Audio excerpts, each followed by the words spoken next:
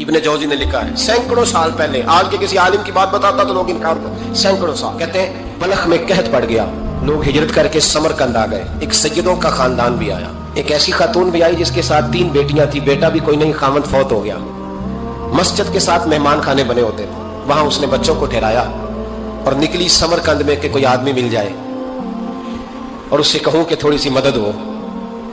وہ چلتے چلتی ایک سیٹھ کے پاس، رئیس کے پاس پہنچی۔ جن لوگوں کے پاس دولت آتی ہے نا، وہ کئی دفعہ سخت جملے کہنے لگتے ہیں جو اللہ کو پسند نہیں آتے۔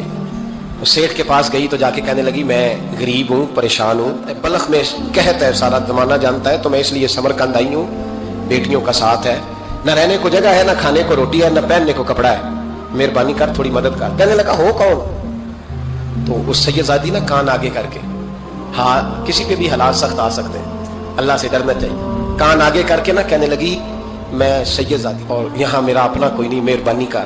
تو وہ سیٹھ صاحب، چودھری صاحب کہنے لگے مجھے کیسے پتا چلے گا تو سید ہے؟ تو سیدزادی نے اپنا پلو کھولا اور اپنے آنسو دونوں آنکھوں سے صاف کیے تو کہنے لگی اللہ تیرا بھلا کرے، میں ثابت نہیں کر سکتی کہ میں حضور کا خاندان، میرے پاس کوئی دلیل نہیں، میں نہیں بتا سکتی، چل ٹھیک ہے، چلی گئی۔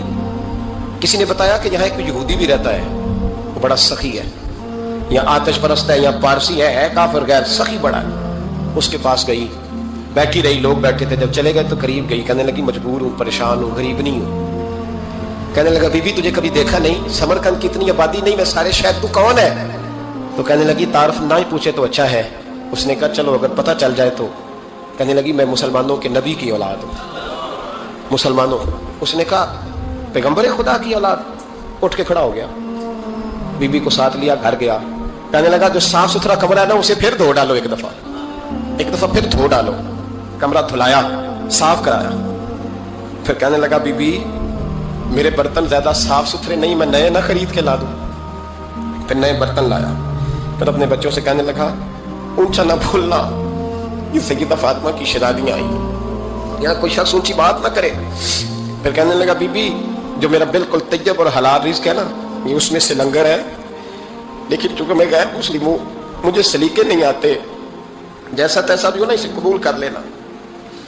خاتون کو کہنے لگا یہ گھر ہے، جب تک جی چاہے یہاں رہنا، اور دیکھنا ہو سکے تو رات اپنے نبی سے سفارش کرنا، میرا بھی کوئی مسئلہ، میری بھی کوئی قبولیت کہیں ہو جائے۔